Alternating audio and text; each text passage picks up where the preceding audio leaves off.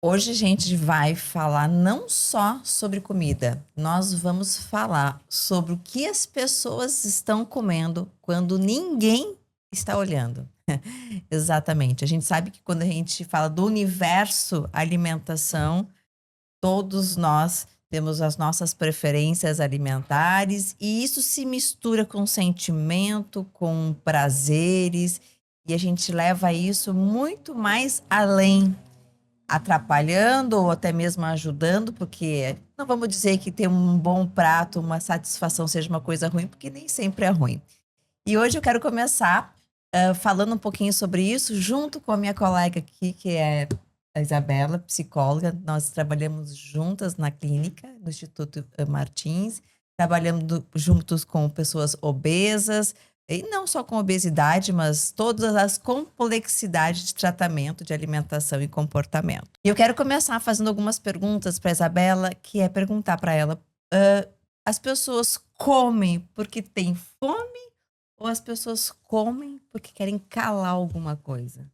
Essa é uma pergunta muito comum, né? Porque a gente acha que todos nós sabemos essa sensação entre fome e saciedade, e nem todos nós sabemos, né? Na prática clínica, a gente percebe que é muito menos uma fome fisiológica, né, Marcela? E é muito mais uma fome emocional. A gente diz que a pessoa ela tem uma desregulação na comida porque quer calar alguma coisa. Tem pessoas, tem pacientes que não sabem nem nomear o sentimento, né? Aquilo que está sentindo. E aí vai, ou é ócio, ou é o tédio, ou é um sentimento muito difícil de se sentir, e aí ele vai e desconta na comida. Então, nunca é somente uma fome fisiológica. Agora, sabe o que eu acho interessante, Bela? A gente tem alguns pacientes em comum e muitas pessoas chegam pra gente acima do peso, né, precisando emagrecer. E aí eu pergunto no consultório para esse paciente assim: aonde você está errando? O que você acha que está fazendo de errado na alimentação que está fazendo com que você aumente esse peso? Não E as sei, pessoas não doutora. sabem. As pessoas acham que fazem tudo certo, acham que é o estresse. O estresse engorda? Com certeza. O estresse, o sono, a falta da rotina, tudo isso a gente conserta, né, no consultório. A mastigação. Tem gente que come em menos de 5 minutos. Não dá nem tempo do alimento chegar até o estômago e depois voltar para dizer, ó, ela tá saciada. Agora, é muito importante a gente falar que o estresse, assim como o Bela falou do sono, da importância do sono reparador, também pode contribuir para o aumento de peso. Mas, gente, isso só vai te engordar se as tuas escolhas alimentares estiverem erradas. Porque o estresse não coloca exatamente a gordura no teu abdômen, mas te leva a um comportamento que te leva a comer. Então, se a gente não trabalhar esses pilares, né? Não se Então, assim, consegue. agora, é muito importante as pessoas tentarem ou fazerem um mínimo de esforço para tentar identificar onde que tá errando, né? Uma pergunta, Marcela, que me chega muito no consultório, né? É porque tem a questão do jejum, que é uma estratégia planejada para cada paciente. Então, tem pacientes que podem fazer e tem outros que não, né? E tem a pessoa que fica muito tempo sem comer, fora o jejum. Ficar sem comer por muito tempo, engorda ou emagrece? Ou não tem relação? Essa pergunta, assim, é fantástica. Veja, o jejum, quem não gosta de jejum, de profissionais da saúde, não gosta do jejum, acha que o jejum não funciona porque não estudou fisiologia. Isso é fato. A pessoa que se aprofunda na fisiologia da digestão, da captação de carboidrato e proteína e assim por diante, vai entender da importância da gente ter tempo de tirar uma sobrecarga digestiva. Tu tem que tirar. Então, o corpo humano ele foi feito para ter o jejum. Nós não fomos feitos para comer todos os momentos. O grande erro do jejum é quando as pessoas praticam o jejum sem saber exatamente o que estão fazendo. Tipo, é não saber como tu quebra esse jejum, Uhum. ou associação, né? Então, imagina, ontem eu tive contato com uma pessoa, Isabela, que a pessoa está fazendo uso das canetas emagrecedoras, né? Essas substâncias que a gente tem hoje no mercado, tirzepatida, Precisa. entre outras, e fazem o jejum junto.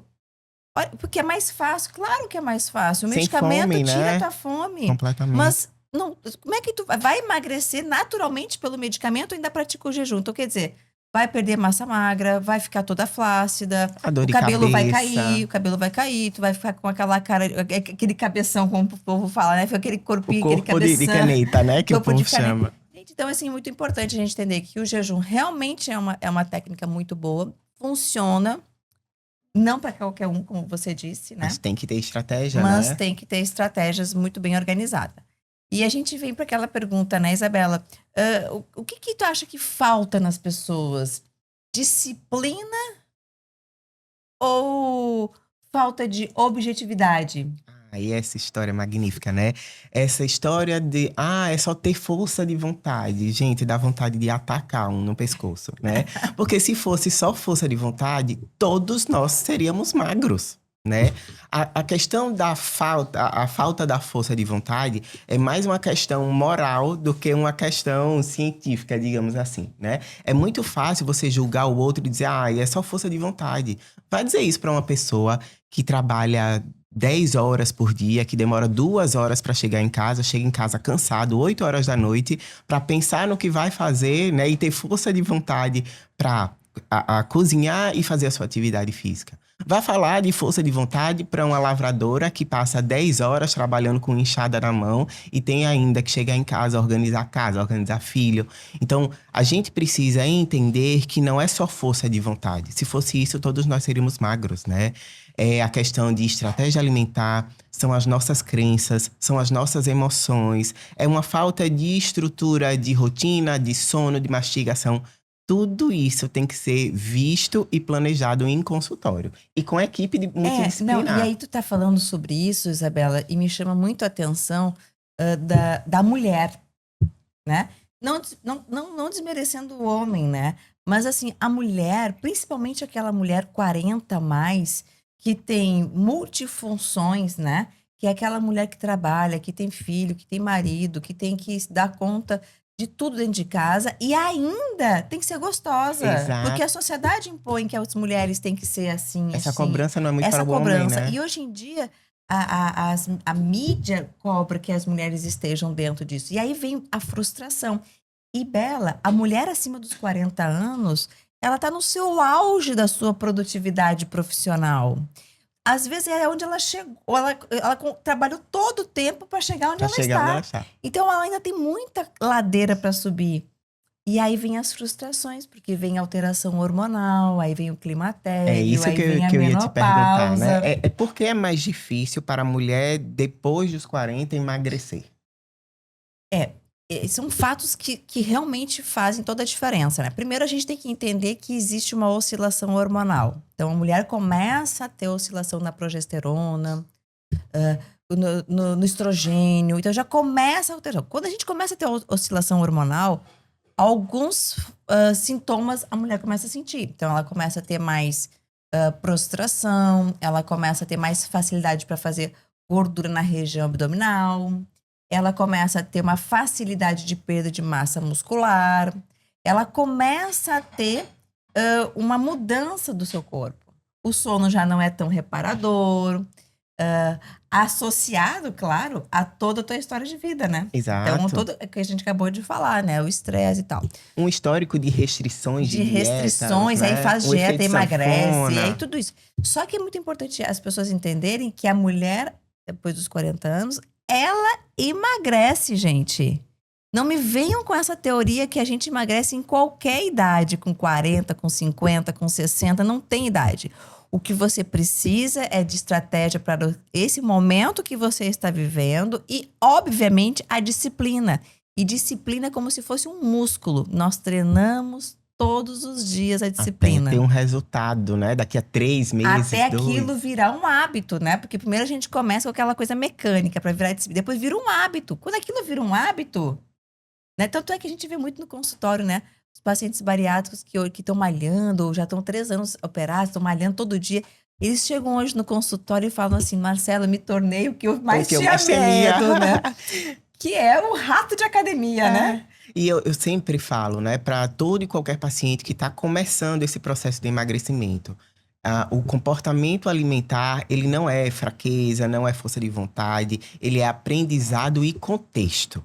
Então, você não aprendeu a comer dessa forma, né? Porque é muito fácil dizer que é simples, né? Porque comportamento alimentar é aquilo que você aprendeu e repete porque tinha que sobreviver lá atrás, na infância e adolescência. Exatamente. E se você aprendeu uma coisa disfuncional, é errada, você aprende também a fazer o certo. Então, é paciência, é calma. Eu tenho um jargão que eu sempre digo para os meus pacientes, principalmente quem vai fazer a cirurgia bariátrica, né? Seu sobrenome agora é calma e paciência. Calma para reaprender a mastigar, a engolir, a fazer boas escolhas. E uma coisa que é muito importante, né? Que independente da técnica que a pessoa vai usar para emagrecer, seja medicamentoso, seja cirurgia bariátrica, seja estratégia de jejum, seja qual for a técnica que tu for usar, você tem que trabalhar a constância. E isso tem que estar dentro da tua realidade. Vamos pensar que tu quer usar o medicamento, só que tu só tem dinheiro para usar 2 meses. Não use. É um Use. tratamento, né? Porque é um tratamento que é longo. Ninguém fica bom com 2 meses. É 1% todo dia. Então, assim, se não dá pra ti, não entra no teu bolso, então busque outra estratégia. Sim. Mas, infelizmente, as pessoas têm pressa. Eu e a Isabela fizemos um acompanhamento de um paciente, de um menino, né? Menino de 30 anos, é menino, né?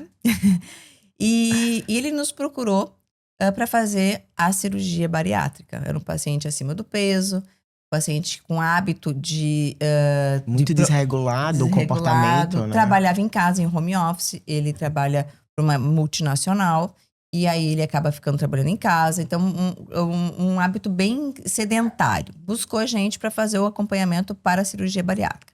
No meio do processo, no início do processo, o doutor que nos acompanha nesse tratamento, que é o doutor Ismael, pediu que ele tivesse pelo menos 10 quilos de perda de peso para que ele tivesse melhor segurança cirúrgica. E assim ele começou a fazer o acompanhamento. No início do processo, estava indo tudo muito bem para fazer a cirurgia bariátrica, até que chegou um momento, esse paciente não quis mais fazer cirurgia bariátrica. E aí ele quis continuar fazendo o tratamento, mas mudou para medicação. E aí entra a questão do pensamento, né? Porque assim, o primeiro passo é a decisão, né? Exato. Então tu tem que estar muito convicto daquilo que você quer. E de consciente como é que está a sua vida na situação em que você está, né? Como que vai ser essa mudança na sua vida. A gente tem que fazer também esse planejamento a longo prazo, né? Para o paciente conseguir visualizar a sua vida a longo prazo de emagrecimento. É. E aí, esse paciente, ele foi pro medicamento, né? Começou a fazer o tratamento medicamentoso. Quanto tempo ele fez esse tratamento? Já não me recordo, assim, os meses. Mas Mais eu de 3 meses. ele fez uns 5 meses, 6 meses de tratamento medicamentoso. Ele teve uma resposta no primeiro momento. E depois ele parou de ter essa resposta que a gente deseja, né? E isso acontece com muitos pacientes que começam a fazer o uso da medicação. Tem uns que nem resposta têm. Eu tenho uma paciente essa semana que me mandou uma mensagem: Marcelo, tô indo pra 4ª dose da tirzepatida e não perdi uma grama. Ai, não, né? O comportamento alimentar com certeza está errado. Porque, Marcela, tem uma questão que a gente precisa enfatizar muito bem. Você não vai conseguir emagrecer se você não trabalhar as suas crenças, as suas emoções. É muito fácil eu chegar, botar toda a responsabilidade numa caneta, numa medicação e me ausentar, né, desse protagonismo. Nós somos protagonistas da nossa vida. Então, existe a falta da força de vontade, Sim. né?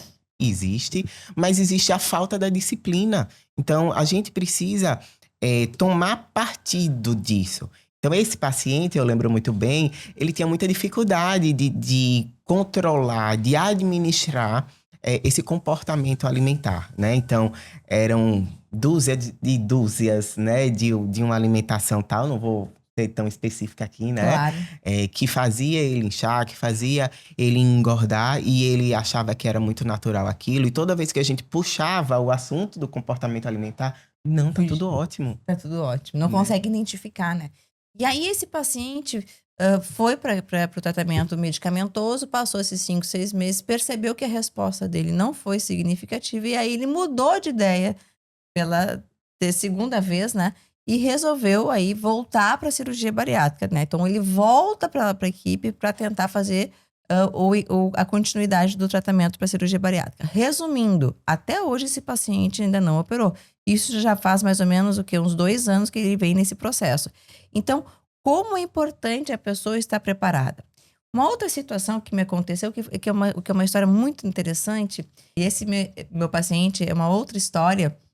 Ele, durante muito tempo, fez um acompanhamento para perda de peso, né? Então, ele não era uma pessoa com uma obesidade muito grande, mas ele tinha um sobrepeso. E o que mais pesava no caso desse paciente é que ele tinha muitos fatores de risco. Então, ele tinha hipertensão, ele tinha diabetes tipo 2, ele tinha, enfim, várias coisas. E cada vez que ele ia fazendo os exames, ele descobriu uma coisa. Aí, depois ele descobriu perda de massa óssea. Então, já estava desenvolvendo uma osteopenia. Em homem, viu, pessoal? Porque a gente acha que essas coisas só acontecem com mulher, né?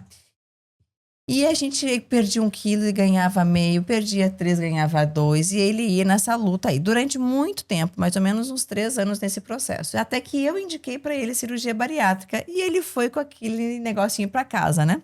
Levou esse questionamento, essa sugestão para casa e ficou pensando, faço ou não faço? Vou morrer, não vou morrer, né? Porque tem muitos mitos da cirurgia bariátrica, né? As pessoas vão crendo algumas crenças que foram difundidas e que não são verdades, né? Por exemplo, que todo bariátrico ele cai cabelo, que a unha fica fraca, ou que fica com aquela cara, né? Eu já escutei uma cara de cadáver quem faz cirurgia bariátrica.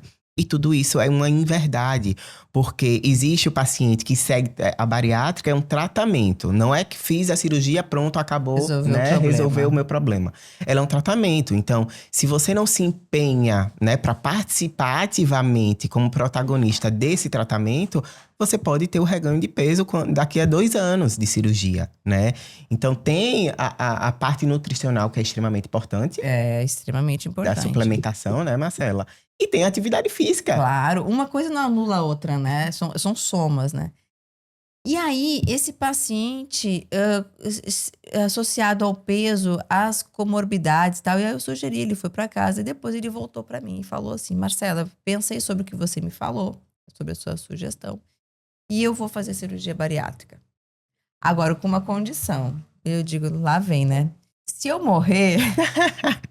Você vai ajudar minha mulher a criar minhas filhas e tal. Eu digo, nossa, meu Deus do céu. A responsabilidade, né? E um dia antes da cirurgia, ele foi lá na clínica e falou assim, eu tô vindo aqui porque amanhã é minha cirurgia, só para reforçar que se eu morrer, a culpada foi você. Graças a Deus não morreu, a gente sabe que quando a gente faz o risco, né? Quando a gente faz as coisas certas, o risco é mínimo. Hoje ele está ótimo. Claro que ele continua monitorando o peso, né? Ele não teve grandes rebotes de peso, teve ali uma média de 5 quilos, já faz muitos anos, e né? que é normal, né? É normal, e ele vem administrando. E a gente sempre fala, né? O tratamento da obesidade, seja qual é a forma, é a individualidade. Uhum. Tem muitos que se comparam, né? Inclusive, eu tenho 2 perguntas que sempre fazem, né? Por que tem algumas pessoas que têm essa dificuldade absurda de emagrecer, mesmo fazendo tudo certo, né? E por que tem alguns pacientes que não... E aí, voltado mais para a cirurgia bariátrica, né? Que não conseguem perder nem 1 quilo antes da cirurgia. Ó, veja, eu vou falar primeiro dessa segunda pergunta que você colocou. Por que a gente pega pacientes que precisam perder peso para cirurgia bariátrica e não perdem peso? Bom, se a gente estiver falando de paciente de bariátrico, são pacientes que têm um montante de peso maior. Uhum. Não é uma pessoa que está com 80 quilos que quer chegar nos 60. Nós estamos falando de pacientes, na sua grande maioria, acima de 100, 120, acima de 150 quilos. Bom, esse paciente, quando ele começa a fazer uma estratégia de pequena mudança alimentar, a resposta dele é positiva. Se ele não perdeu peso antes, é porque ele não fez o que deveria ser feito. O tema de casa.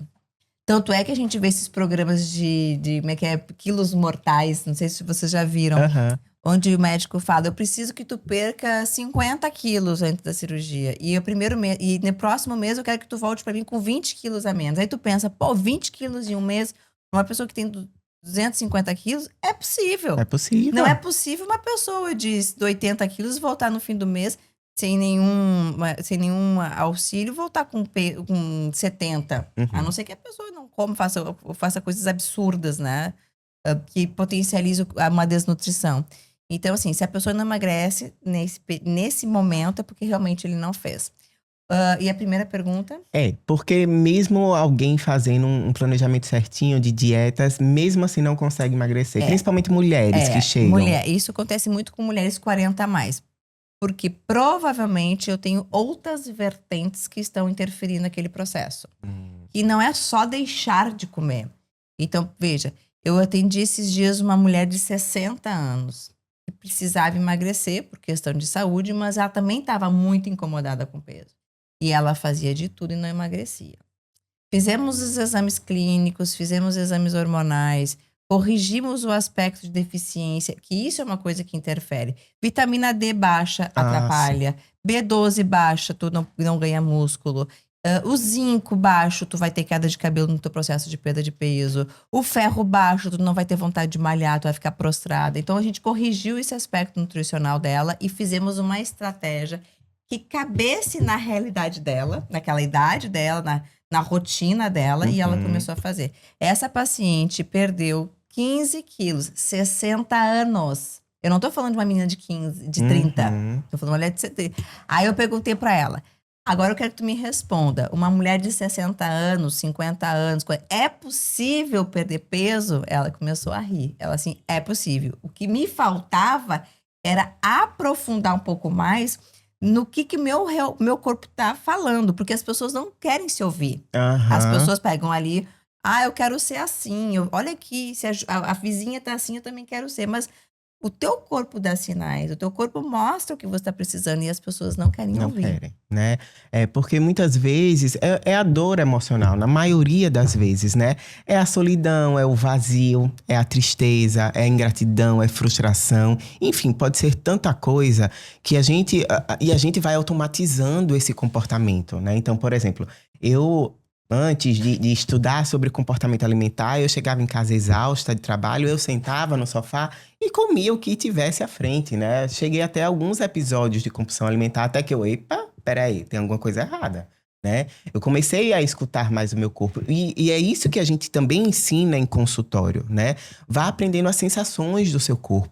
Aprenda a diferenciar fome de vontade de comer. Né? Sim, Então, são detalhezinhos que a gente vai ajustando na vida de cada paciente que ele consegue emagrecer, sim, né? De uma forma mais lenta, mas de uma forma sustentável. Todo emagrecimento rápido não é sustentável, né? Depois, com certeza, você vai ter um rebote e talvez até maior do que perdeu. Então, Marcela, as dietas restritas, né? Restritivas, elas funcionam? veja, hoje em dia tá muito na moda, né? Restringir, restringir, tirar, tirar, tirar, tirar. O carboidrato virou vilão, né? Aham. E, inclusive, saiu a nova pirâmide alimentar, né? Que a gente sempre falou sobre isso, mas está mostrando ainda mais a importância do cuidado do consumo do carboidrato, né? E dando mais ênfase à proteína. Mas veja, a dieta restritiva, vamos falar de número. Se tu restringe número calórico, tu vai perder peso, inevitavelmente, pelo menos por algum momento, né? Então, tu tem uma ascendência de perda de peso. Então, eu vejo muito isso no consultório, que é onde as pessoas desanimam. Então, tu organiza a alimentação, controla a ingesta, a pessoa no primeiro mês ela responde 3, 4 quilos. Quando ela volta no segundo mês, ela não volta com a mesma proporção de perda de peso. Aí a pessoa pergunta: o que foi? Eu fiz a mesma coisa, fiz tudo certo, restringi, não mudei nada, não perdi. Veja, perda de peso saudável, ela não é uma ascendência. Ela tem uma ascendência e depois ela tem um platô. Ela tem uma ascendência e depois ela tem um platô. Porque nós temos um sistema de defesa. Então, a perda de peso ela não é encarada como um mecanismo bom para o nosso organismo. Isso. O cérebro, ele, É epa, peraí, defesa, tem alguma né? coisa Tá errada. perdendo peso muito Então, o que que rápido. acontece? Se tu restringir por um primeiro momento, tu vai perder, mas ela não vai sustentar. O que Uhum. que tu vai ter que fazer é ir mudando as estratégias de emagrecer, de forma de se alimentar e de executar tudo que tu está executando para que tu possa ter continuidade na perda de peso.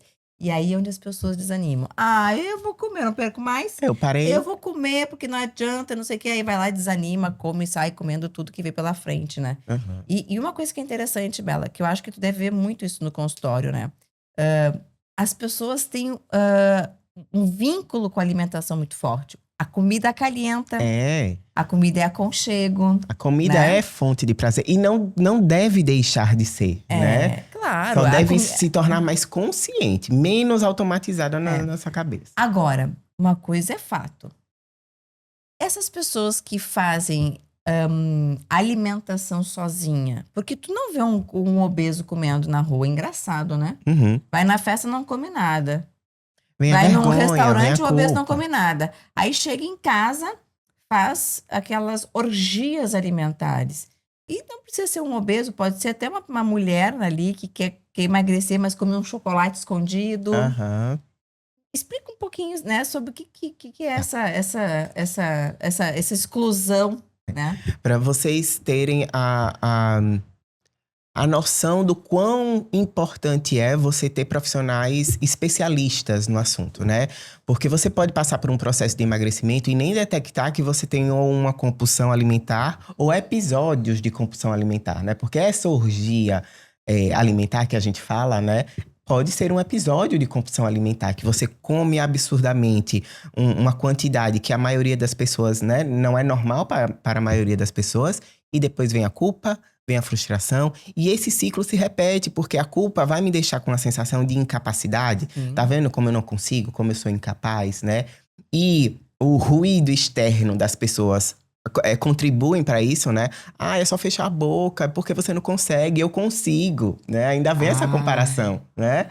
E aí, essa frustração te leva a um outro episódio de compulsão alimentar, né? Dessa orgia alimentar. Então, por exemplo, um paciente nosso, ele estava... uma paciente estava com o uso das canetas emagrecedoras, né? Tirzepatida, e estabilizou o peso. Quando eu fui investigar um pouquinho mais, ela começou a desenvolver comportamento beliscador. Então, como ela não tinha fome, ela não fazia as grandes refeições, mas ficava o dia todo beliscando uma coisinha, outra. Uma coisinha, outra. Ou seja, emagreceu, mas não estava nutrida, né?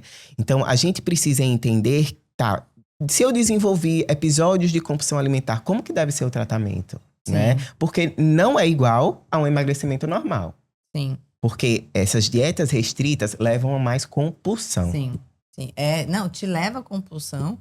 E outra coisa, né, Bela? Essa semana eu estava atendendo os pacientes e aí uma paciente me dizendo assim, ela começou a chorar logo no início da consulta, comecei a atender, ela quer emagrecer e tal, né? Além das comorbidades, pressão alta, diabetes, e ela começou a chorar.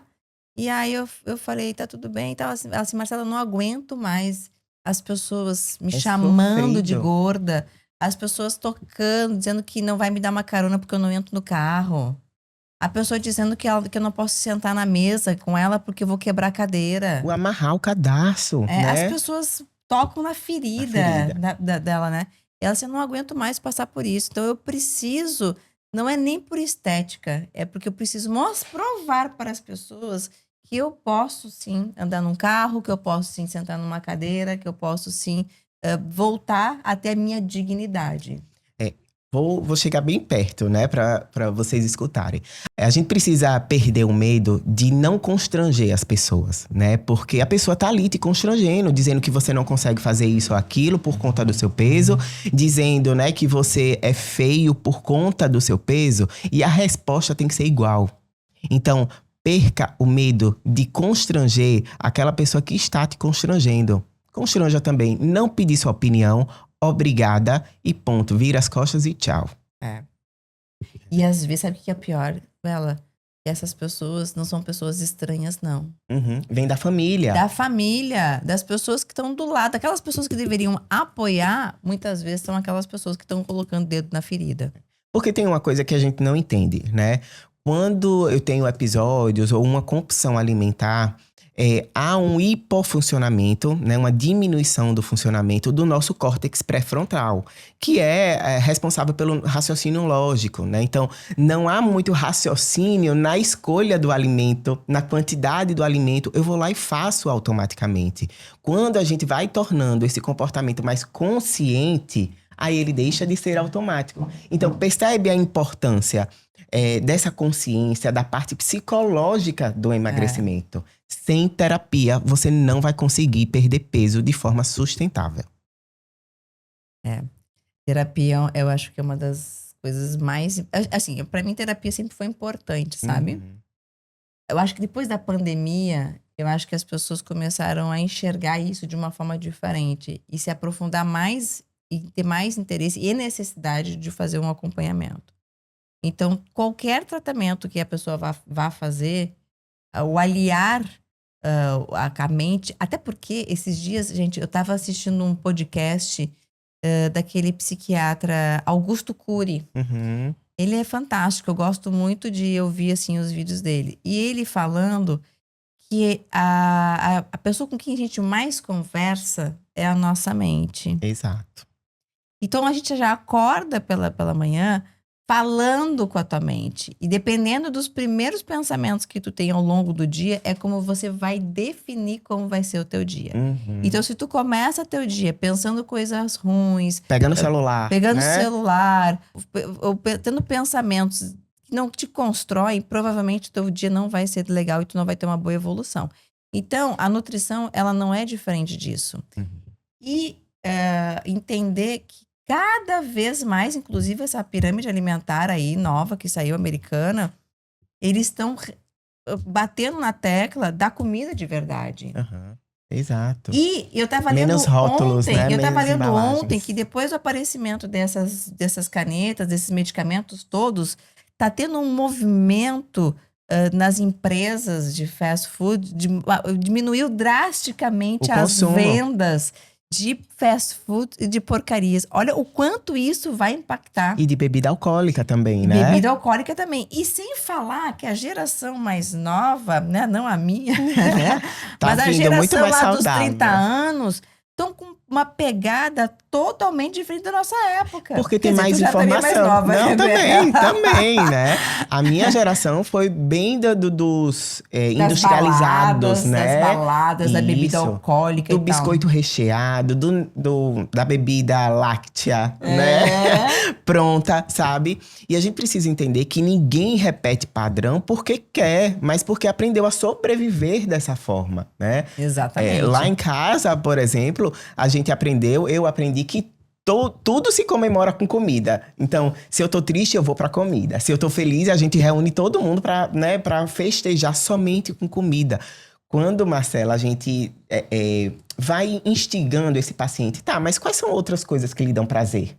Um passeio num parque arborizado poderia te dar um prazer? Pegue sua família, vai diversificando os ambientes, Até porque, né, que te dão prazer. Se tu é uma pessoa que gosta de comer fast food, ou tu gosta de comer essas coisas que não são saudáveis, tu tem que sair desses lugares. Sim. É a mesma coisa que tu pegar o alcoólatra e levar no bar. O ambiente A influencia. chance da pessoa não conseguir é muito grande. Então, primeiro passo, mude o ambiente onde você está.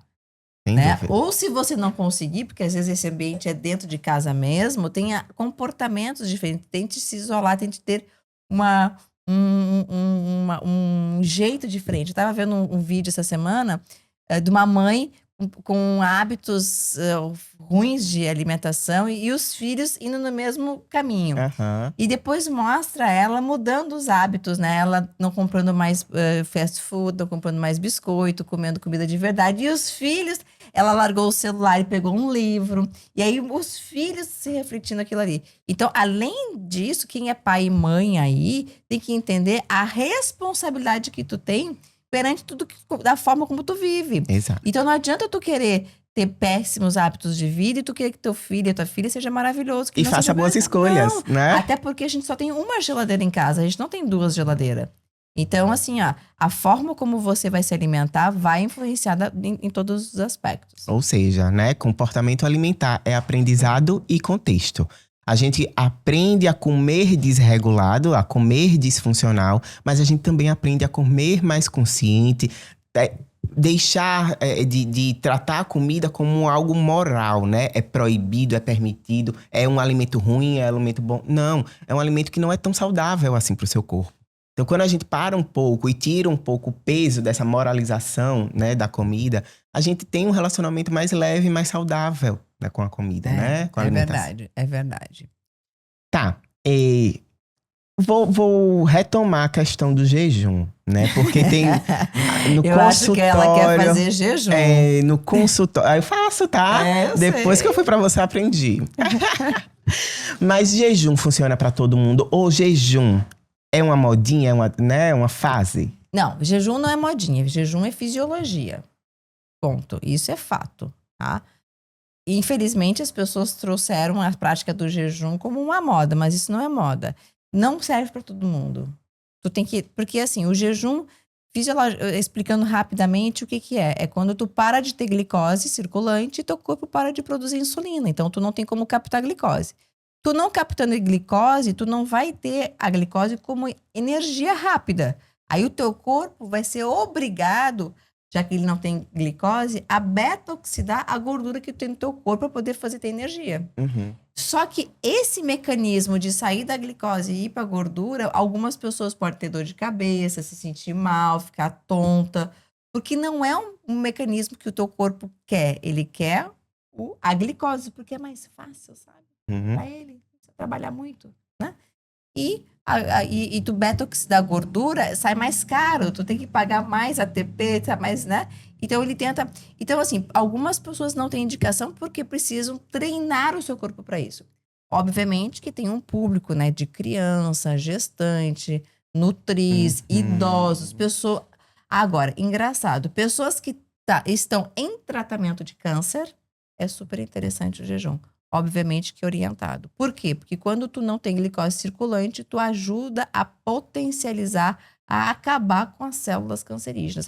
Isso não é da minha cabeça, viu, gente? Isso são artigos já publicados que provam que o jejum ajuda tanto no tratamento quanto na profilaxia do câncer. Então, se tu vive numa família que tem muitos casos de câncer na família, a prática de jejum é uma coisa bem interessante para que você não venha a desenvolver. Agora, claro, tem que aprender a fazer. Tem que fazer da maneira certa, do jeito certo, nos horários certos, na exposição de quantidade. A tua janela de alimentação tem que estar muito bem alinhada. Eu não sei se você já escutou no consultório, mas eu escutei até semana passada, né? Doutora, mas é porque o jejum me gatilha, né? Existe essa história de dieta gatilhar, né, qualquer paciente? Não é a dieta que faz você ter um gatilho, né, de compulsão, um gatilho de desregulação emocional. É a sua rigidez cognitiva.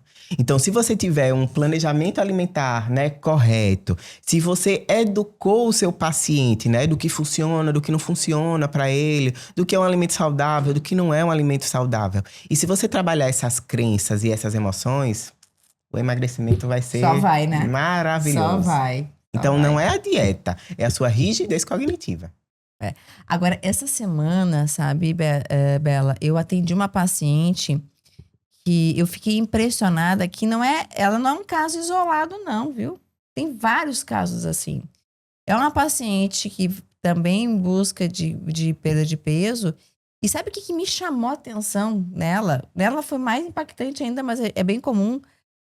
Ela vai dormir todos os dias às 3 ou 4 horas da manhã. E acorda meio-dia, 1 hora da tarde. Então, ela mudou o fluxo, o ciclo circadiano dela. Que é extremamente importante para o emagrecimento. Aí ela acorda perto do meio-dia, ela não tem fome. Óbvio que ela não tem fome. Logo que tu acorda, tu não tem fome para comer arroz, feijão, não sei o que, não sei o que. Aí fica com uma fome absurda à noite. Aí quando chega final de tarde, à noite, a pessoa, ela ataca. Às vezes não é nem tanto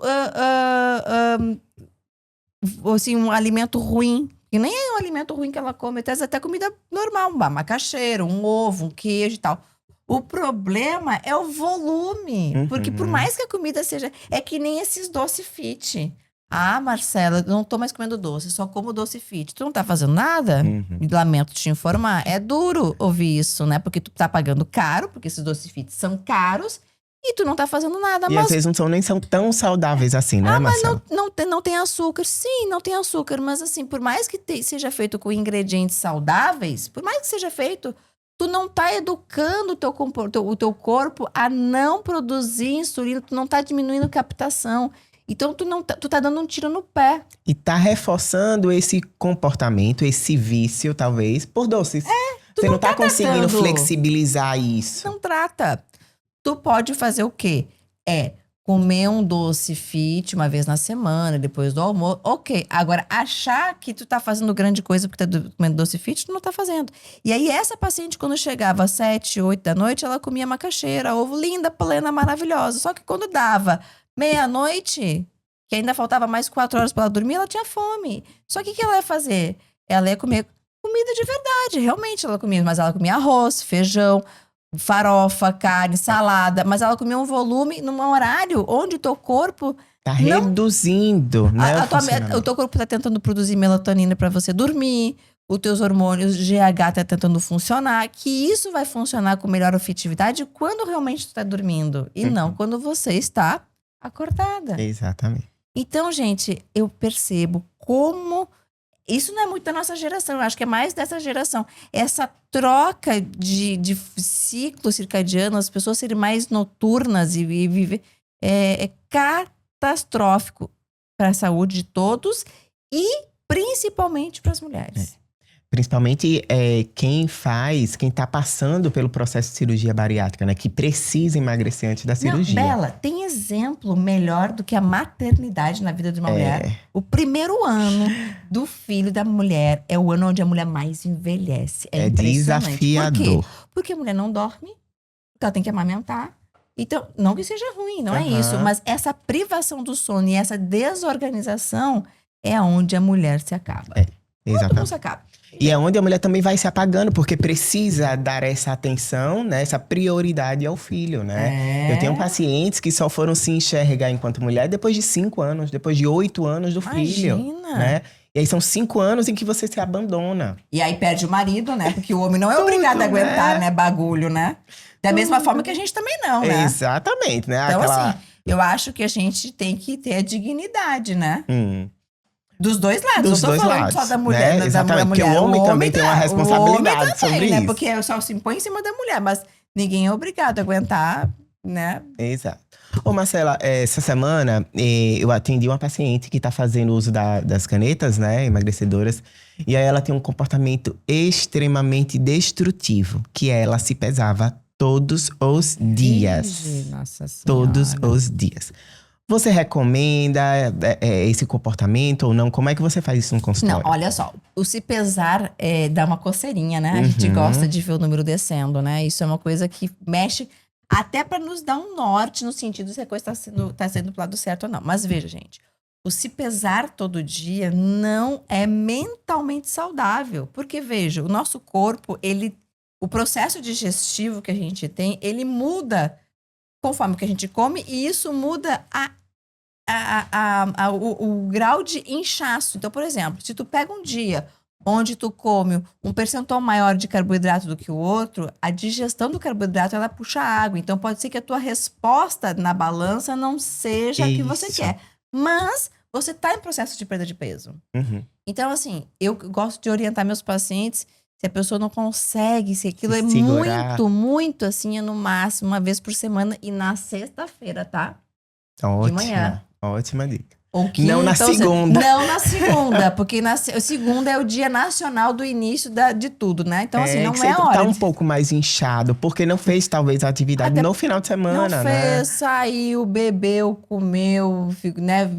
Foi no aniversário, foi no cinema comer uma pipoca.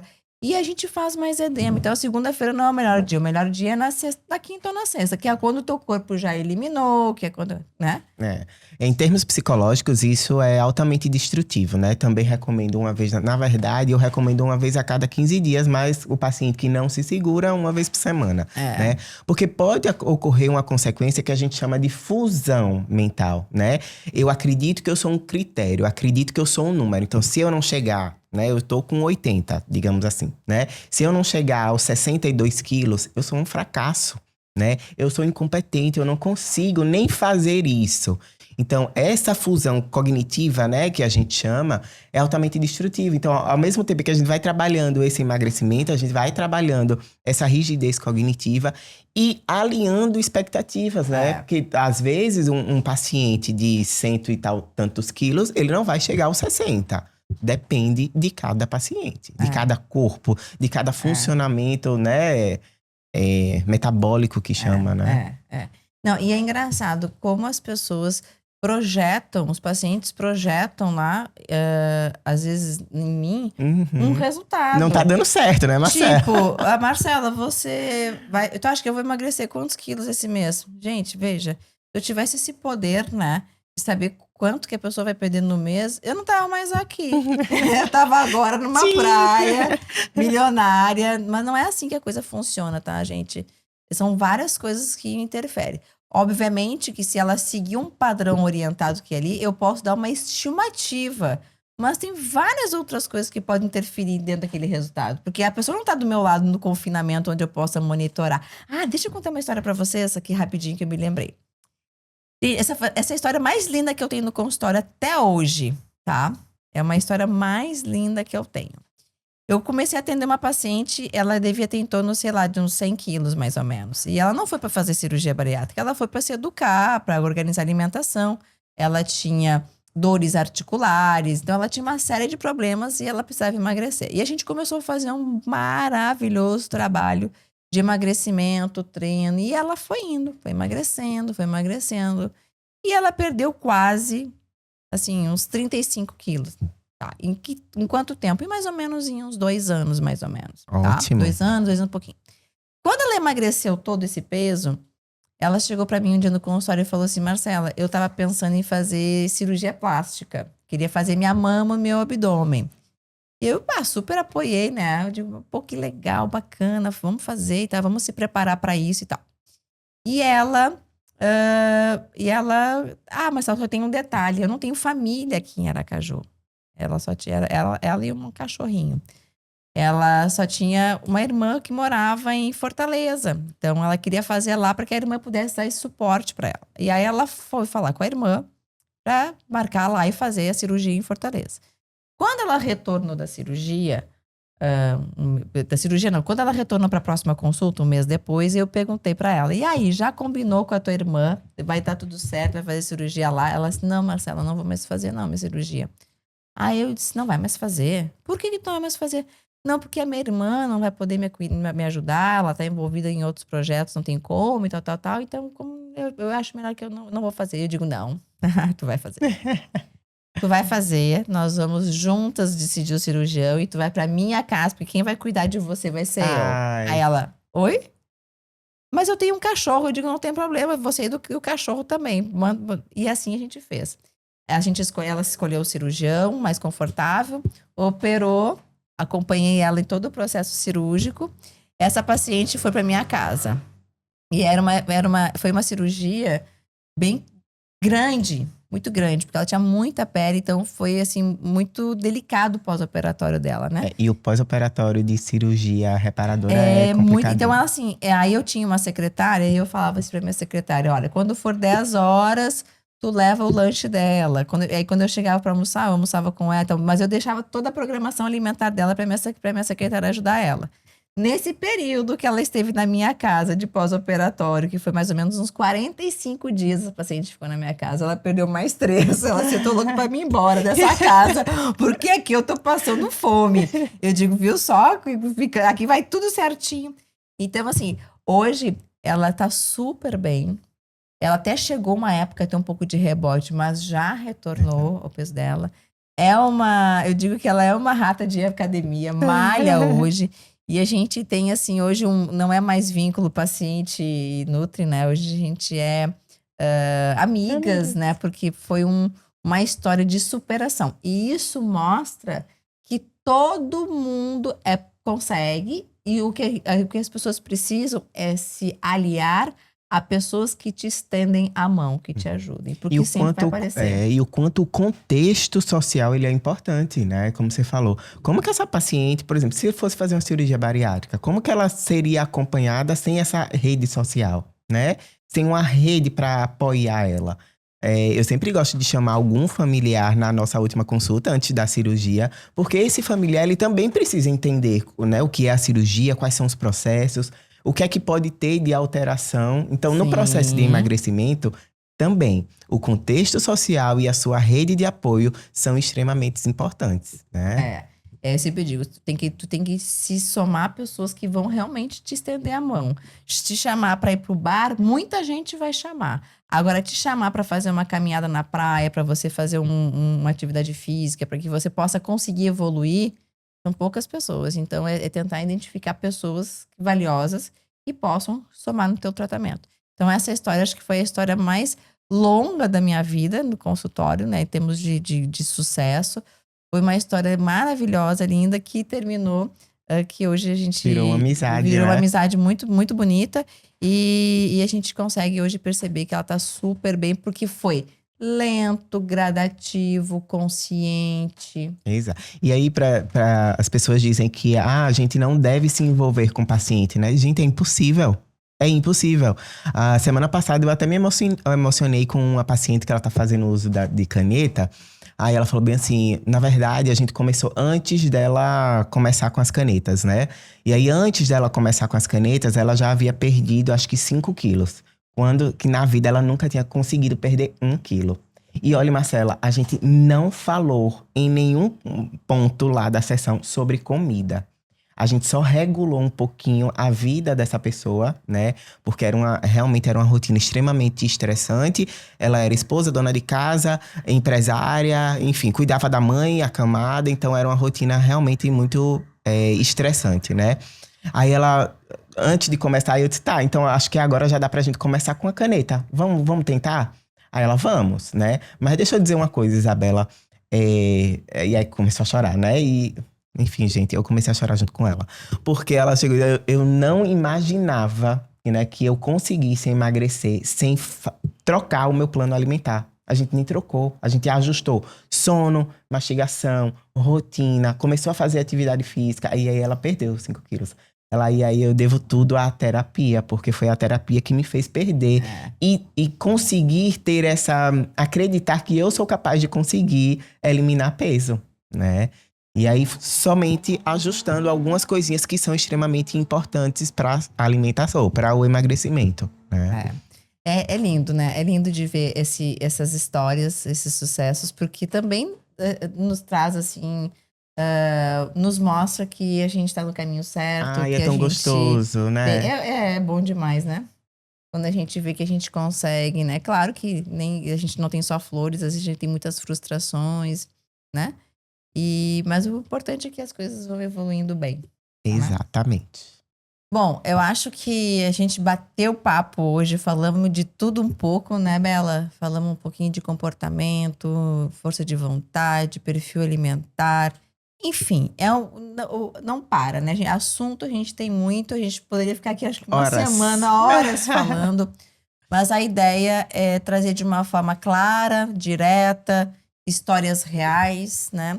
É que a gente sempre acha que a gente é diferente, né? Mas não, as histórias se repetem, muita história muito parecida. E às vezes a gente conhecendo essas histórias, a gente acaba criando mais disciplina, força de vontade. Então, nosso objetivo é esse, trazer isso para vocês, que vocês não desanimem, que vocês busquem o tratamento certo, que vocês ouçam o corpo de vocês, para que vocês possam, a partir daí, da sua individualidade, conseguir obter o sucesso para a gente chegar aonde, ou você chegar onde você quer.